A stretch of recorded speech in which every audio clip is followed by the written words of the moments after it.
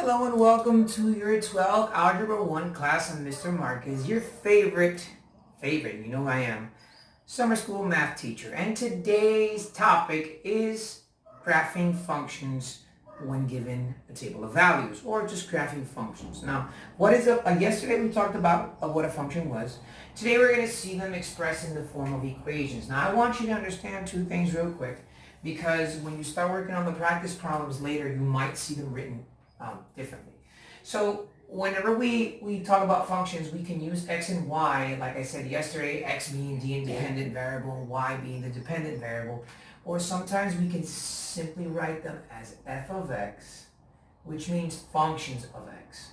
So in your practice problems, if you see a problem, say f of x equals x squared, or f of x equals, y plus 3 or something like that, f of x and y mean exactly the same thing, which means that the process I'm going to show you on how to answer them, whether the graph says or the function says y or f of x, you're going to do the same process. Now what I'm going to do is I'm going to change my marker real quick, so pardon me, because I think this marker is starting to fade out a little bit.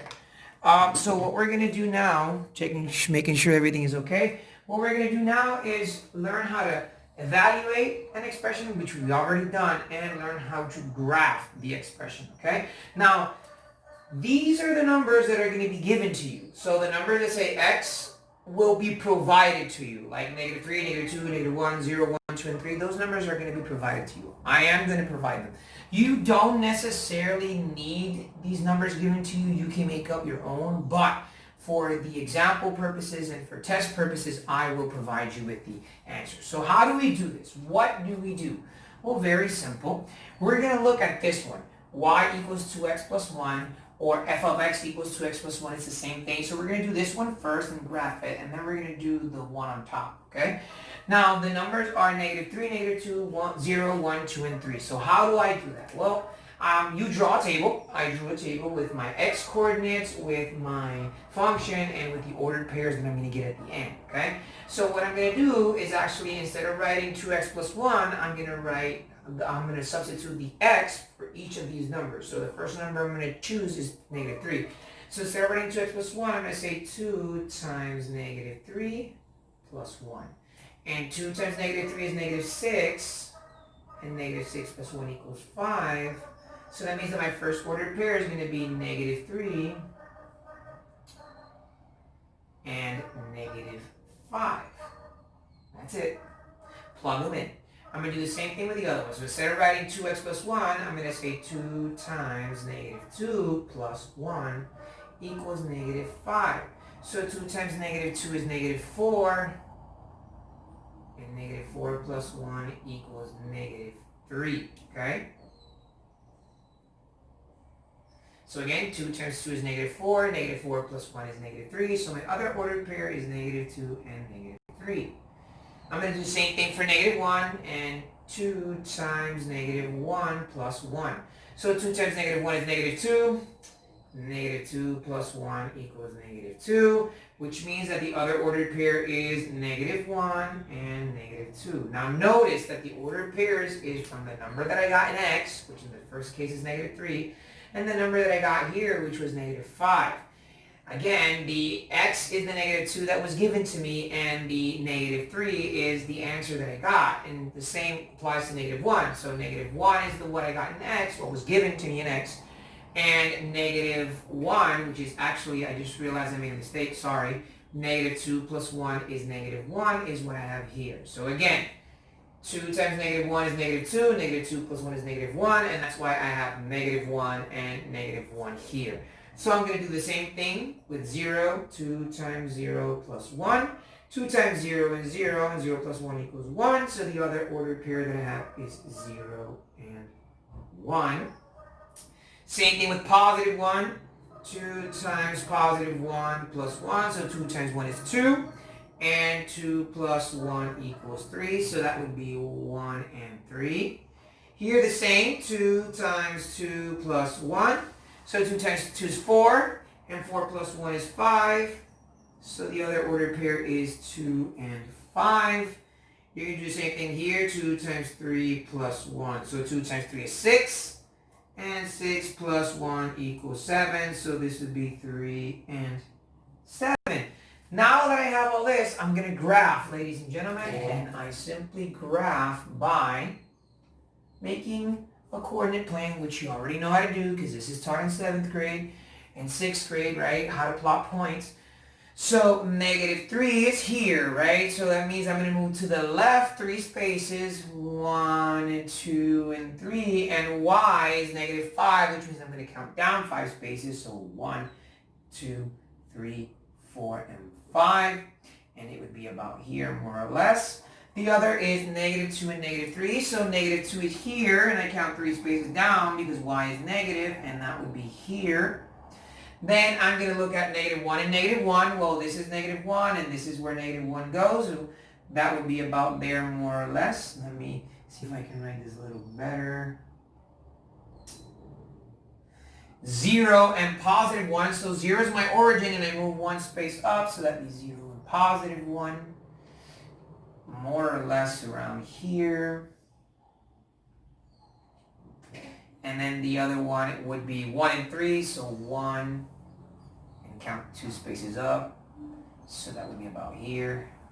And then we have 2 and 5, so I count 2 spaces to the right, 1, 2, 3, 4, 5, that would be about here more or less. Finally, I have 3 and 7, so +3 is here,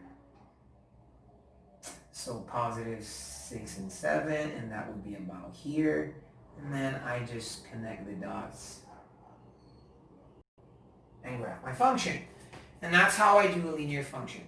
But I'm not just going to see linear functions. I'm actually going to leave that there a couple of seconds. Going to make sure that everything is recording properly. Everything is. You have a couple of seconds to look at it some more. I'm going to erase it, and then we're going to do the next one.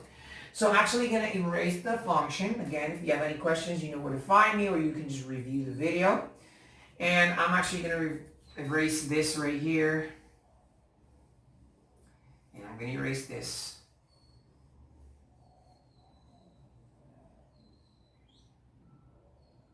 I'm going to keep the same numbers, but I'm going to change the function now, okay? So now my function is, or the function that I'm going to graph, guys, is this one, y equals x squared, or f of x equals x squared, which is the same thing. So this is my x coordinate, and remember that those numbers were given to you guys, which means that, you know, they didn't magically appear there, they were provided to you, although, and I repeat again, you don't necessarily need to have the numbers given to you. You can use whichever numbers you want. But for the purposes of this example, I'm going to provide them to you, okay? And we have our ordered pairs. All right, let me just kind of... So let's get started, shall we? The first example says -x, or -2, and it says y equals x squared. So I'm going to change everything that is, or the x for each one of these numbers. So the first one is y equals, instead of writing x squared, I'm going to say -2 squared. And -2 squared is the same thing as saying -2 times -2, which is +4.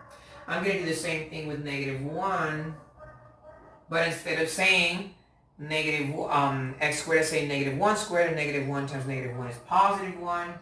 And the same thing with 0. 0 squared equals 0, because 0 times 0 is 0. So let me fix this real quick. 4. This is 1. This is 0. So here the ordered pair would be -2 and 4. Here would be -1 and +1, because that's what I got. Here it would be 0 and 0, so that's the origin. Here, again, y equals 1 squared. 1 times 1 is 1, so that would be 1 and 1. 2 squared, if you notice, it's the same thing. It's very repetitive. 2 times 2 is 4, so 2 and 4 would be my other ordered pair. And 3, y equals 3 squared. 3 times 3 is 9, so that would be 3, and 9. So again, all I did was I changed the values of the x or to the numbers that were given to me. And y equals negative 2 squared is the same thing as saying negative 2 times negative 2, which is positive 4. So my ordered pair is actually negative 2 and 4. Y equals negative 1 squared. Negative 1 times negative 1 is positive 1. So that means that my ordered pair is negative 1 and positive 1. 0 squared is 0 because 0 times 0 is 0. So my ordered pair is 0 and 0. 1 squared is the same thing as saying 1 times 1. So my answer is 1. My other ordered pair is 1 and 1. With 2, it's the same thing. Y equals 2 squared, which is 2 times 2, which is 4. So I have 2 and 4 as my other ordered pair. Y equals 3 squared is 9. So again, I have 3, which is what I got, and 9 is my other ordered pair. Now I graph the functions, or the point, excuse me, and I'm going to get a function. Okay, so the first ordered pair is negative 2 and 4. Again, negative 2 means I move 2 spaces to the left in x, and 4 is positive, so that means I move 4 spaces up. So 1, 2, 3, and 4, and then it'd be about here. My other ordered pair is negative 1 and positive 1, so negative 1 is here, and positive 1 is about here. My other ordered pair is the origin, which is 0, 0, so that's always here. My other ordered pair is 1, positive 1, and 1, which is about here. My other ordered pair is positive 2, which is here, and positive 4. And my last ordered pair is actually 3 and 9. So 5, 6, 7, 8, 9 will be about here. And then again, I just plot my points, and I find that I have kind of like a smiley face. And that's a quadratic function. We'll see those a little bit later on, hopefully. And that's how you graph functions, ladies and gentlemen. So along with this video, I have uploaded some exercises for you to do. So this is your favorite math teacher signing off, so stay safe.